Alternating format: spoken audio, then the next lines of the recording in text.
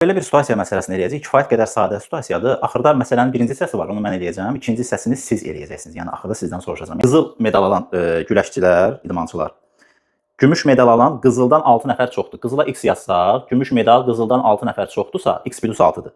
Bürüncüdən isə nə? Yəni kim daha doğrusu gümüş medal alanlar? Gümüş qızıldan azdır.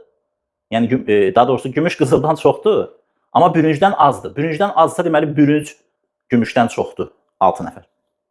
Yəni bürünc medala X + 12 yazdıq, düzdürmü? Cəmdə deyir 48 dənə idmançımız var. İndi bu idmançıları tapaq, cəmini 48-ə bərabər eləyək. X, 3x, üstəgəl 12, üstəgəl 6, 18 bərabərdir 48. 3x bərabərdir 48 - 18, 30, x bərabərdir 10. Yəni 10 dənə qızıl medal, 16 dənə gümüş medal, 22 dənə də bürünc medalımız var. Düzdür? İndi buranı silirəm. Bu birinci məsələ. Bunun birinci hissəsini həll elədik. Burada yaxşı yazdım. Deməli, qızıl neçə oldu? X 10, gümüş 16, bürünc 22.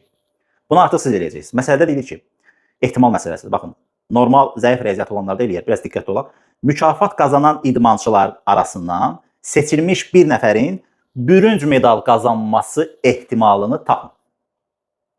Yəni, neçə nəfər var? İpucu da verirəm. 48 dənə idmançı var. 48 idmançı var. 22-si bürünc medal alır. Deyir, biz bir nəfər idmançı seçsək, bu 48 nəfərdən birini seçsən, onun bürünc medal alma ehtimalı neçə olar? Rəylərdə yazın.